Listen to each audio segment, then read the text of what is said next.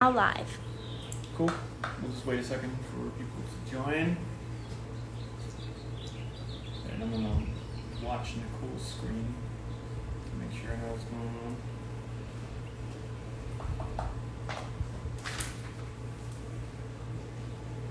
Are you inside of there? No. Okay. I mean, yes, I'm inside. Turn your volume down. Okay. How many people do you have on right now? And we'll start. Five. Okay, so as those people are joining, we will talk a little bit about the plan. So today we're going to have Ryan Prichard, who is our winemaker, and he's never been on a virtual, so this should be a lot of fun, just to see what he thinks, and he can tell us a lot about the two wines we want to talk about today. The 2019 Rosé, which will be released tomorrow, and there'll be more about that. And then we have our 2017 Alexander Valley Cab. It's a new valley. We're really excited about it. We're going to have that one for the foreseeable future. That'll be released in January, so we'll let Ryan talk about that. As you guys know, we love to get your questions as we go, and Nicole will try to note the ones that we can get to. And then of course, we will look for your request to join. So if you'd like to join, we'll try to fit you in. It just depends on if we have time. I think Ryan will be fun today. We're going to not only talk about these wines, but kind of have him at Grand Cru talking about our barrels and sort of what happens there. So in just a second, we will add him in. Oh, and don't forget, at the end, we're going to do our trivia contest, and it's the big prize today is the new Wine Dog book. Can you see that, Mia? So this is, I don't know if you can see it. Okay, this is Stella, and she is on a special edition cover of the Wine Dogs book. So we'll give this away as a prize. Hopefully Patty will come on, our sister, and do some trivia to get this prize. So that'll be at the end. Let's see, has Ryan asked to join? Not yet. Okay. Hey, Big John. Oh, look at Big John. Good. And we like to shout you guys out when you join, so hopefully we'll get a pop here and see what see if Ryan joins us. There's Elise. I know. No, Ryan's on the. Oh, okay, He's so he just needs a watching. request. It may be that I have to. Request. Okay, I'll technical assistance here. Could be that he hasn't asked, but let me just check. Yeah, see. He just did. Okay. All right, do this one. Add. And where we go? Hey, Elise. Hey, Lisa's on. She's drinking with some friends and family in New Orleans. Let's see here. All right, look at John talking about that Flambeaux Rosé. I love it. I love it. So for those of you who don't know, Big John is a friend. He is in the NFL, plays for the Packers, and he's been, ever since freshman year at Tulane, he's been a close friend. So it looks like Ryan's on now. Let's see how, can you see him? Mm-hmm. Good. Hey, Ryan. You. Okay, good. Hey, Ryan. Yeah, I know that the wireless at Grand Cru is not great, so hopefully it won't be too much of a problem. Can you see me okay? I can see you. Can you guys see me? Yeah, we see you. Absolutely.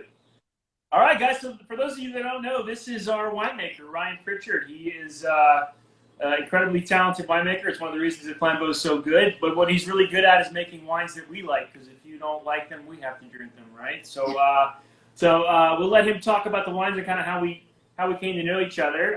Ryan, why don't you just give everyone a little bit of background on you? On how we got to know each other? Yeah, and also just on you, how you got into winemaking. I'm sure people would love to know. Yeah, so I kind of came late into winemaking. It all started actually. I grew up in California, Northern California, Berkeley, and went away to college back east out at Cornell, and we were pretty lucky out there. We had a hotel school that's pretty famous. Them and UNLV always are going head to head for top billing. But we had a hotel school out there that had a class that all the seniors took. It was a wine appreciation course, and so you can imagine you've got all these seniors walking around school with their little lunch boxes with their little wine glasses in them, and we'd go to this big lecture hall and learn about a different region every day or every week, basically, and get to taste wines from that region as well. And so I came away from that class. It was a pass-fail. It's the most failed class at Cornell, actually. But I just came away from that class just really intrigued about wine and wanting to learn more about just where it's from and the regions. I knew Northern California was a was a great region for wine. And so when I came back, I actually got into management consulting and technology for a while. So I was just spending all my free time learning about wine, making wine at family friends' houses, making my own wine in our second bathroom. My wife always talks about that, saying, you know, she didn't have a second bathroom in our condo for years in Colorado. And I was taking classes at Davis, you know, just virtually, basically. This was like before it was real virtual learning, but we had CDs to start with. But then we kind of moved into forums and things like that, and was able to take a whole winemaking certificate program through them. And, you know, one night I was taking a class and I was, you know, taking a test. We were writing, you know, this research paper, and it was, you know, 2 or 3 in the morning, and I had a meeting at 8 a.m. the next day. And I thought to myself, you know, why don't I do this with all my time? You know, I spend all my free time learning about wine and drinking, visiting on my vacations. And so why don't I just do this?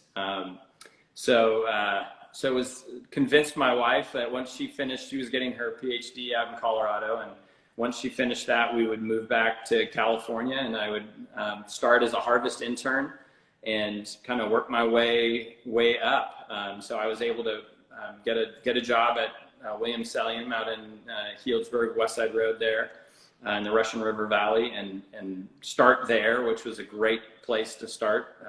You know, learning how to make world-class wines right off the bat was amazing. Then got to go lead a cellar out at Grand Cru, or we're at Grand Cru now. It was Punchdown was the other place, same team, yeah. Same, but different location. And then went to Medlock Ames, which we did some Cabernet there. That's kind of where I really got to work with Cabernet, and actually we'll talk a little bit about that later, because one of our neighbors that was up there, Toby Lane, is actually in this rosé and is in that Alexander Valley Cabernet. So and then you know, we met while I was at Medlock Ames, and you can tell that story. Yeah, I'll tell that story. I mean, it's a simple one. So we were thinking about this crazy project, but where do you start? I guess you start with a winemaker. We had grapes, but you know, we were babes in the woods, had no idea what to do, and so we had a mutual friend, and I met Ryan, and I'll be honest with everyone out there that we interviewed one person, and it was Ryan.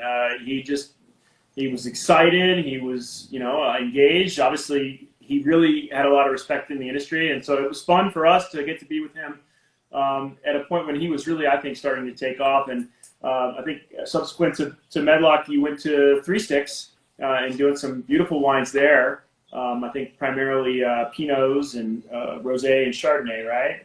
Yep, primarily. And then you know, doing a lot of other things for us. So, you know, interesting stuff like Cab, and then our Zinfandel, and then some crossover like Chardonnay and Rosé. It's just fun to watch Ryan work, guys, and really to see his process. So I'm thinking what we do is just briefly talk about that 2019 Rosé, since we're going to release that tomorrow. That is the International Rosé Day is tomorrow, so we thought it'd be a great time to release it in the summer heat. But don't worry about the heat, because we can ship to you. It's a temperature-controlled shipping. That's the only way we ship in the summer, so at a reduced rate. So it's you can definitely still get your wine. So let's tell everybody about the 2019 Rosé, Ryan, because we're excited about it. It won gold at the Rosé Experience, which is sort of Healdsburg's all rosé competition, very exciting, and then it got gold at the Critics Challenge in San Diego. So take it away, Ryan. Tell us about this rosé. Absolutely. So, you know, rosé is a wine that's super fun to make. It's obviously fun to drink. You know, it's kind of it reminds you of summer in a glass. Really, you know, you're every time you're drinking rosé, it's typically you're outside, you're having a nice sunny day. So I always love rosé just because of the imagery it brings up and the kind of the way it makes you feel. Making it is equally as fun. It's kind of it's a cross between a red and a white wine, kind of obviously, but it's a cross between a red and a white wine for a couple of different reasons. First, you know, we take red wine, we take the red grapes come in, we put them in a tank, And that next day, we pull off some juice that's settled in overnight. So it's just sat on the skins just long enough to get a little bit of color. It hasn't, normally red wine will stay on those skins for 2, 3, maybe 2 or 3 weeks, maybe a month or more, to really extract that color and those tannins and flavors. But ours is just overnight, just enough to kind of get just a little bit of that color and some of those tannins. And then what we do from that point is we take that off and we ferment it just like a white wine. So we put it in for this wine, we put it in a stainless steel tank. It's a small little, essentially a barrel, a big barrel. And we ferment it in that barrel, but we treat it much like we would a white wine. So, you want to have similar kind of acidity. You want to have bright acidity. You want to keep a cold ferment so that you can keep those aromatics.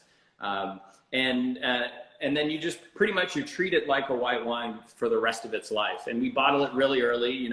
We bottle that in January after harvest. So it's only around for 3 months really before post ferment. Then we bottle it and get it out because we want it fresh, we want it vibrant and fun. Yeah, I want to talk about that. So, I mean, rosé, a lot of people don't realize it's not an aging wine. It's not a wine that you want to sit on. It's kind of at its best post-bottling. I think you want to let it settle a little bit, but, it's kind of, you don't want to necessarily sit on it for years at a time because it didn't age on that oak, right? So it doesn't necessarily have that defense mechanism. Is that a fair way to summarize it? Yeah, I think that's right. There are rosés in the world that are meant for aging. There are, different styles of rosé. You can have rosé that's aged on a little bit of oak. You can have rosé that's, almost orange in color. You can have rosé that's almost red, almost a red wine. So there are certainly different varieties of rosé. The rosé that we prefer and are looking to make is one that's vibrant, that's fresh. It's not specifically made to age. This isn't something you'd want to throw in your cellar and wait for 4 years. I'd recommend, drinking it when you get it and drink through it and then get more and drink through it again and work your way through it. I like that. And on that note, we only made like 50 cases of this wine. We're releasing it tomorrow. So, that might be enough to get us through this summer. So if you want some, get it. We'll do a promo, I think, for this release because it is the rosé and we haven't quite figured out what that'll be, but it'll be something that'll get you wanting to buy more than less because you've got a long summer ahead. We think it's a great summer wine. And Ryan, this is primarily Zinfandel, right? Yeah, it's about 70% Zin and the rest is Cabernet. And Cabernet from the Alexander Valley property that we'll be tasting next as well. And yeah, that's a great segue to our cab. And I'm super excited about this cab. I think we all are. As you guys, anybody that knows Cabernet, Napa is, of course, world renowned for it. But I'll tell you, Alexander Valley is, I think, one of the top Cabernet valleys in the world, frankly. So we're excited to be there. Ryan was able to get us a spot, so to speak, at a really top vineyard over there. I'll let him talk about that vineyard and really about this wine. Yeah, absolutely. So, when I was at Medlock Games, we actually were working with Toby Lane. It's a vineyard right next door, and the area there is high up off of Chalk Hill Road. So you kind of get to it you can get to it either from the east side or from Windsor, which is kind of Russian River area. So you're kind of going up through the Russian River, and actually Russian River reaches all the way up into that area. So it's right on the cusp of Russian River and Alexander Valley, which means it's kind of a cool climate for Alexander Valley, and it's high up in these hills. So hillside fruit, which I think, we talk about that a lot with the vineyard there behind you. There you go. Yeah. The Cabernet and the Zinfandel that are grown out there, and just hillside fruit in general, you get better runoff. You get the soils there are a little bit thinner. They make the vines struggle a little bit more. So the Cabernet that we get from that Toby Lane vineyard is great. We were looking kind of for a source that we could work with long term, and so we were able to do that and get some great fruit from them, and use that in this wine, and it's been great. I think this particular wine, the 2017, is it's about almost 100%. It's like 97.5% Cabernet from that vineyard, and then we added a little Petit Verdot into that wine. Ryan, will you tell people why you do not 100% Cab? People ask me that all the time, and I think I know the answer, but I'd love to hear what you think. Yeah, so Cabernet, Cabernet and Bordeaux in general, the Bordeaux model from France. They are always and constantly blending different grapes. So Cabernet, Merlot, Malbec, Petit Verdot. There's a list of them that you can legally use in Bordeaux, and so that some of that has kind of morphed its way over here. We don't have those same laws. We have similar laws. It's got to be 75% Cabernet Sauvignon to carry that name. But Cabernet just benefits. It's such a it's tannic. It's got these very distinct qualities which are beautiful. The sort of the cassis, but there's also some kind of green notes to it. There can be kind of like a bell pepper, which is really high toned and pretty, but sometimes it needs something else to kind of balance it out. So oftentimes it's blended with Merlot, which will kind of soften the wine, or Petit Verdot gives it some more tannin, a tannin backbone. Malbec kind of gives it a juiciness and some tannin as well. So really, just depending on the year and depending on the wine, oftentimes Cabernet is blended really just to kind of like round it out and to make it a little bit more of a complete wine. Whereas with Chardonnay and Pinot, you rarely see those blended, just because in my mind there's a little bit more clonal diversity, and it's not quite as big, I guess. Cabernet on its own can be a little bit overwhelming if in certain instances. Right. Well, let's talk about that. So you said that Cabernet can be called Cabernet if it's 75%. So you could have, theoretically 10% Merlot, 10% Malbec. It still be technically a Cab, right? You only call it red wine category so people know when it gets below that, right? Yeah. So when you see the Meritage wines, or you see a red blend, or you see something that doesn't have a name, a grape variety name on it, then you can be pretty sure that it's not 75% of any one thing. And oftentimes people will actually, put on the label what it is. But there's plenty of times that they don't as well, just depending on what they're looking to do in terms of marketing and all that. But I think that's, it's something to really kind of think about when you're drinking Cabernet. It's not, typically it's not 100%. And I think people would benefit from knowing that there is a difference to our two Cabs. So we have the Cab from this property, and we have the Cab. We always have a second Cab. It's moved around a bit, but starting in 2017, it's going to primarily be Alexander Valley. And we may add at some point other valleys, but I really like the Alexander Valley, but they're very different. And I think there's some really good reasons why. When people ask me about Dry Creek, I usually say, to me, and everybody's palate is a little different, so there's no wrong answers. But to me, the fruit tends to feel a little redder. You get a really great minerality on this property, and almost like a spice component, a lot of interesting spices. So Ryan, why don't you tell people why maybe Alexander Valley is particularly different than Dry Creek, and then how maybe if there are differences in how you age it. I'm sure they'd love to know that. Yeah, so I think that why a grape shows itself one way in one spot versus another, I think is a whole like rabbit hole of discussion, and it involves soils, microclimates, root stocks. There's all sorts of combinations that make a grape taste the way it does. I think in our instance, we've got one thing, which is just the climate there. So behind, on the Flambeaux property, it's a little bit cooler up there. So you're at elevation. You're sort of in this little pocket that stays cool. So we'll end up picking pretty late there. And honestly, sometimes that fruit is just working hard to get ripe. It's working hard to get there. Whereas in other places, in Alexander Valley, for instance, ripeness is typically not a problem. You're going to get there. It's just a matter of when you want to pick it, when to stop that, right? And so with that, sometimes you get a little bit more riper flavors. It moves more into kind of the darker fruits. You get some of those black fruits, those plum, those cassis, those darker components. Whereas, you know, out at the Flambeaux vineyard, we're getting much more, like you said, I agree totally. It's more red fruit. It's a little bit more minerality on it. Just a little bit, and we also, you know, we treat them a little differently as well. So, you know, on the Dry Creek, we'll use a little bit of American oak on that, and then on the Alexander Valley, we're going 100% French oak.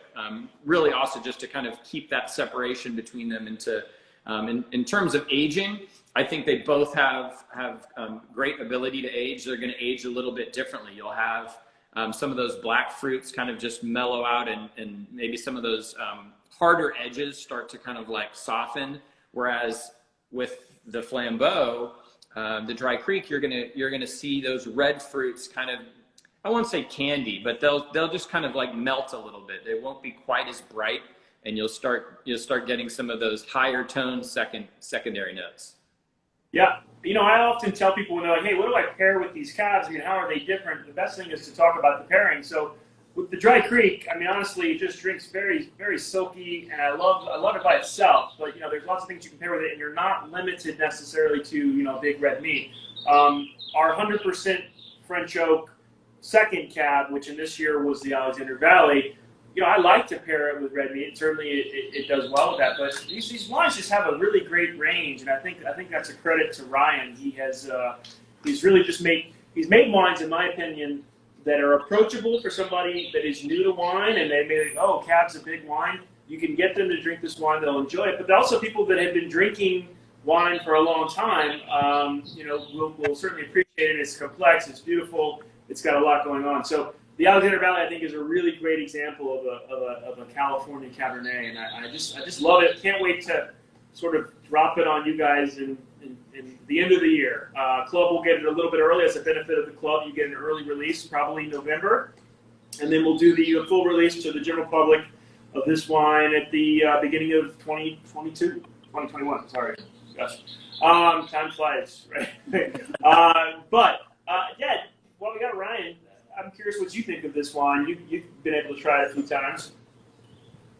Well, I like it. He's always so descriptive, right?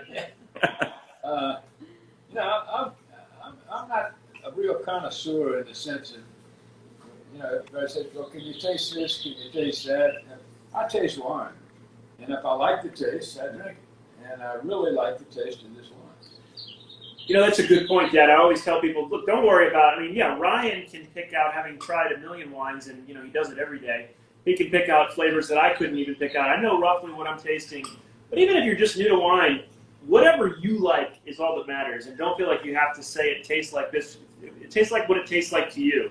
And the whole point of these virtual tastings is really to get people, hopefully, that are not that familiar with wine, interested in it. We never tell you have to drink Flambeaux to do this. It's free admission, and we just love to think that maybe you're trying some wine and, you know, broadening horizons a little bit. So having Ryan on is a treat. Ryan, I was just thinking, you know, if you're able, we had talked about maybe show people what the winery floor is like and what the barrel room like. I think it would be a good way to kind of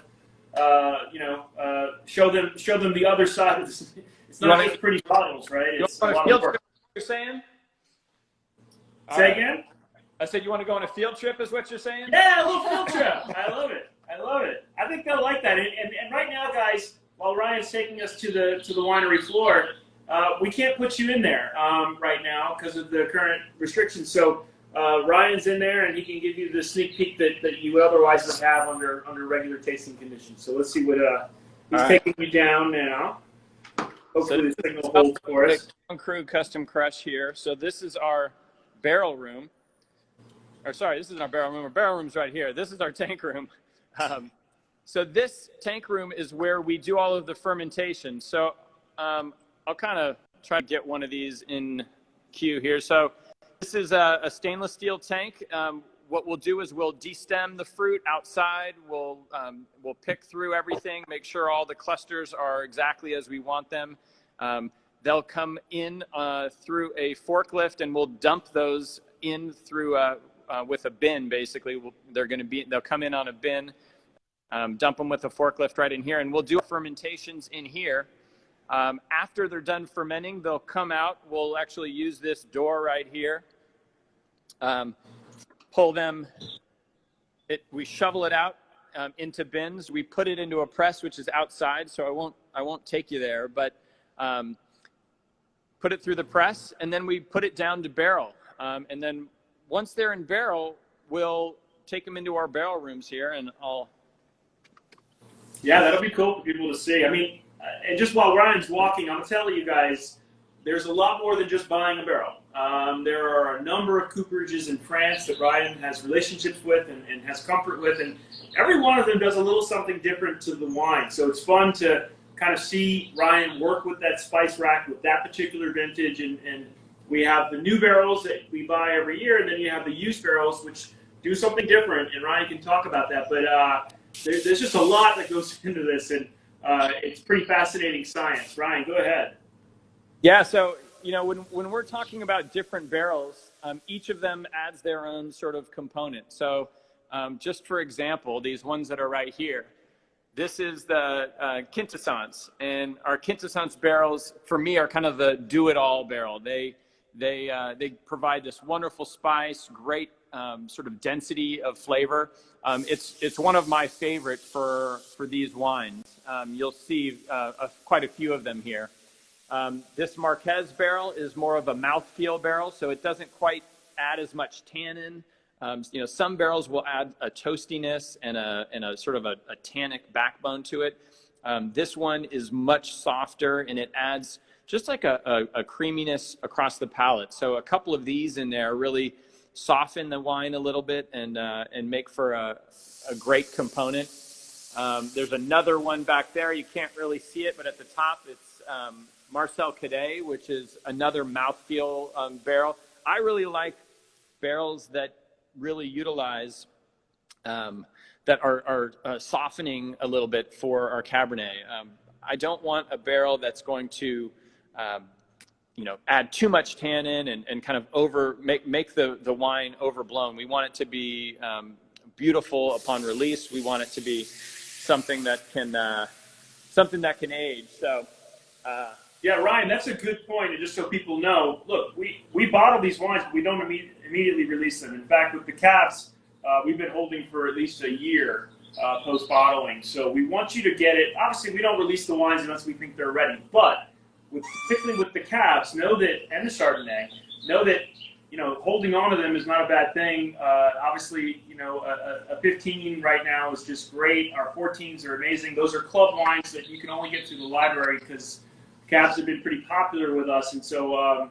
But I recommend you go back to the old years, even if you've had them before, because what you're getting to see is how much that wine has changed. So all of this oak helps those wines hold up for a long time and make them drinkable. There's Stella. We'll talk about her in a bit. Ryan's used to Stella whenever he comes here at 4 in the morning to check out the vineyard. She's right up on him. Anyway. I'm always afraid she's gonna, I'll be there and I'll hear her barking, and I'm like, oh great, now I'm waking up the whole family here. So. We're used to it. We tune it out. We just tune it out. We tune it out. Absolutely. Ryan, will you tell people why we use some American oak and kind of a little bit about where that oak comes from? Yeah, absolutely. Hey, so we use American oak. There's sort of a little history with American oak and wines. In the past, there were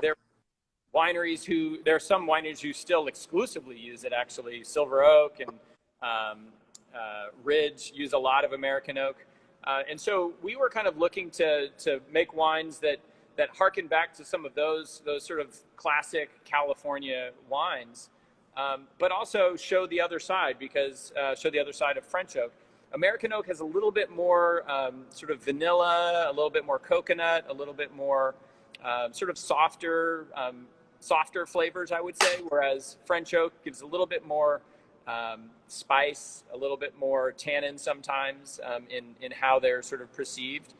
And I think that mix is really nice to taste between the two different ones. And so we'll get some American oak from Minnesota is where we're sourcing some of that from.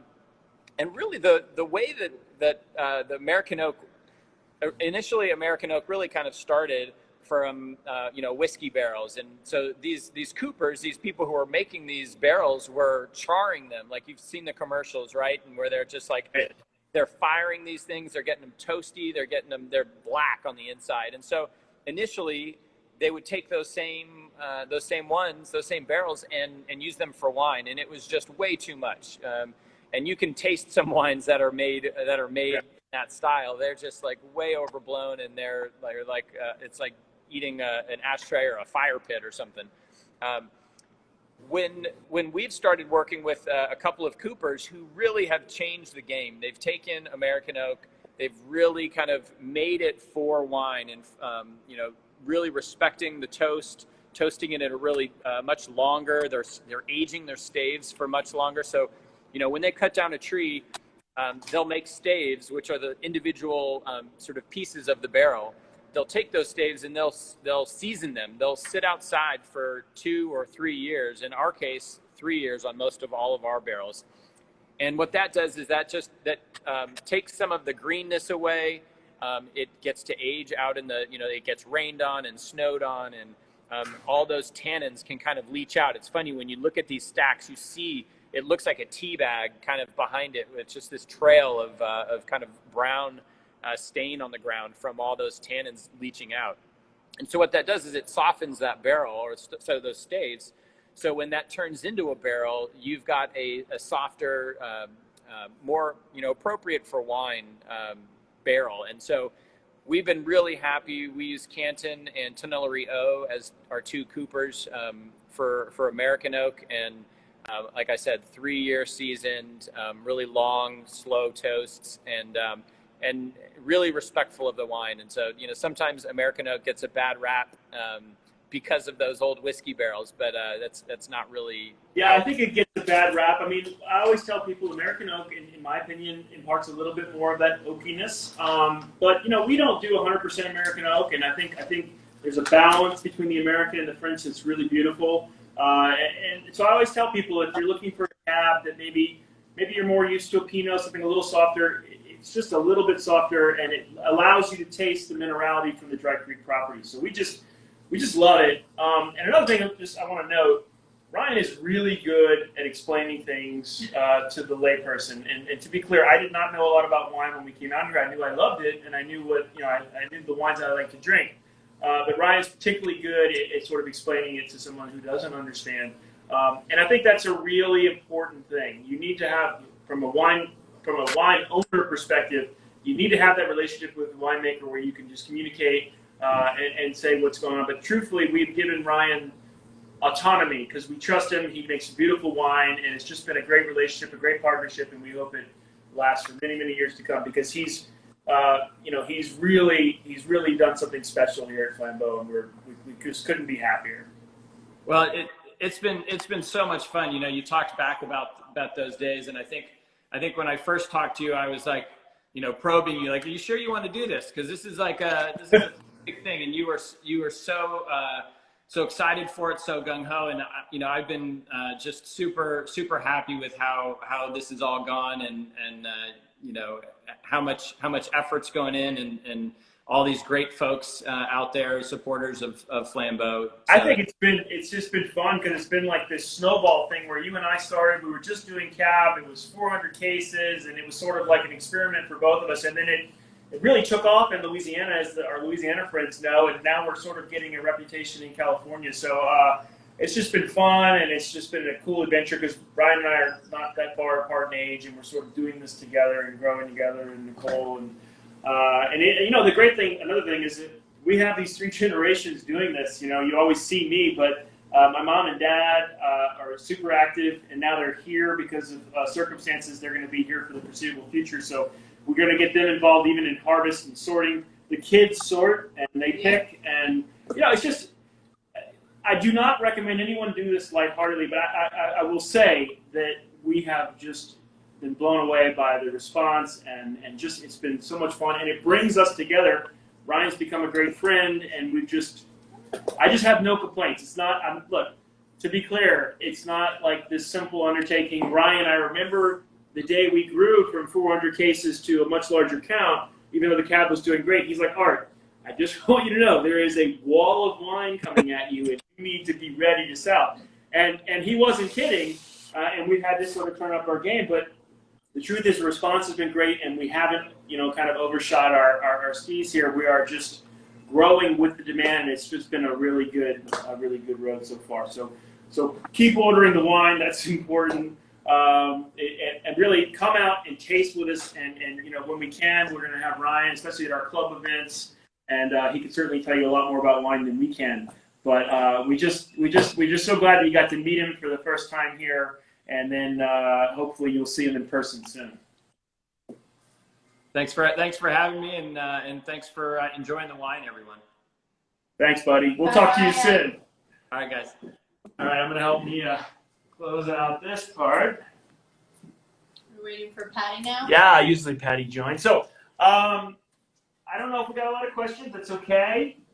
Sometimes, especially when you have somebody like Ryan and he's answering all the questions in advance. Can you see me okay, Mia? Yeah. Do you have Patty asking to join? Not yet. Okay, we'll wait for Patty to join. But look, this is one of my favorite wines. It's a Cabernet, and Alexander Valley has always been one of my favorite valleys. So we just couldn't be more excited to give this to you guys. Like I said, club members will get this in November, and then the general public will get this at the end of the year. And the way the cabs are moving, I suggest you join the club. And there's a lot of benefits to the club. You can see it on our website. But, so while we're waiting for Patty, hopefully she'll join soon. Mia, let me know if she asks to join. Okay. But this is important, all right? This is the Wine Dogs book, and Stella is on it. We have been waiting a long time for this honor, and it's beautiful. It's got a lot of her loves and hobbies, etc. But she's joining now. Okay, thank you. But what I really want to talk about is the Sonoma Humane Society. We're going to give 10% of the proceeds to the Humane Society. We'll probably match it. So we're looking forward to kind of supporting them, and they've been awesome. They're right here in Healdsburg. So this is the prize for the trivia contest. I know Patty is now on. Closer. Yeah, go put it closer so we can see it. See it better? Yeah. Beautiful. Yeah, so she's on these special edition covers. There's only 100 of them, so we really, and they've been kind of moving. So hopefully everybody will get a copy, and we'll have them at tastings and events. But we have my sister Patty, as you guys who have kind of followed us know. She does her trivia every 2 weeks for these tastings, and usually it's thematic. So Patty, what's up? All right. Since in honor of Stella as wine dog, I thought we'd do a little trivia from the play that Stella comes from, Streetcar Named Desire. So the question is, in the play A Streetcar Named Desire, what streetcar stop does Blanche get off of to visit Stanley and Stella? Wow. It's a street in New Orleans. I think I know, Patty. Anybody? Mom and Dad know? We're not eligible, so we'll see what everybody else. Yeah, don't start guessing. Good guessers. Usually Joaquin's here guessing like crazy. Yeah. Oh, I can't really know. Where are New Orleans or Louisiana people, you guys? Yeah, you guys should know. I know. I can see Nayeli's there. I know she's got to know, right? Let's see. It's basically the street that Stanley and Stella live on. That's the streetcar stop Blanche gets off at. So, well, I think they're looking it up right now on Google. yeah. Google's not very fast tonight, is it? I like when they Google it, though, because they're Royal. putting in an effort. Royal? Street. No, it's not Royal. Uh-oh. Good guess. Should I give Good you a guess, hint? Carla. Should I give hints? Yeah. Well, we got a St. Charles from Nayeli. It's got two pieces to the name, like St. Charles. It's something something. Poitras. Good guess. No. You got to think further, like further out a little bit. It's not At exactly. least needs the question again, Patty. Elise, what street do Stanley and Stella live on? She's got In it. Streetcar Named Desire. It's the streetcar stop that Blanche gets off at to get to their house. Hey! We got And now it. you've got it. Elysian Fields. Beautiful. There you go. Mhm. There it is. Bravo. Proud owner of the Wine Dogs Very book. nice. And I don't know Very if you nice. can see it, but hopefully so. It's really cool, yeah. You have to be closer. Patty, thank you. That was There an you awesome go. trivia question. Wine dogs. Much Love to appreciated. Stella. Love Yeah, to everybody. Here barking somewhere. Well, hopefully we will see you soon, but we love having you on the virtuals, and we'll see you in 2 weeks for sure. I see Smith Story. Love everybody. Smith Story, you missed the trivia contest, but the good news is Smith Story, our friends, they have a dog named Sandwich, and Sandwich is always in this book, so they probably have copies, so it's all good. But it's not as much fun to yell sandwich as it is to yell Stella. Yeah, Stella's a good one for yelling. We love to be able to yell it across the yard. All right, we love you. Hope to see you soon. Bye. Patty. Just to, great having Ryan. Oh, by the way, it was fun having Horatio, and the good news is he's going to come out and see us in person in August, so we'll probably do some lives just hanging out. What else do we have? So next week, in 2 weeks, we'll have another tasting. Probably going to be a chef from New Orleans. I'll let you know more about that. In the meantime, just order your wine. You can get that rosé tomorrow. We will send out a promo code to those on the email list so you can get a little bit better shipping probably. And this wine will be out at the end of the year. So check us out. Love to know what you're thinking. And hopefully we'll see you. We'll definitely see you in 2 weeks. Thank you. Bye, all. Bye. Did you get Lucy on?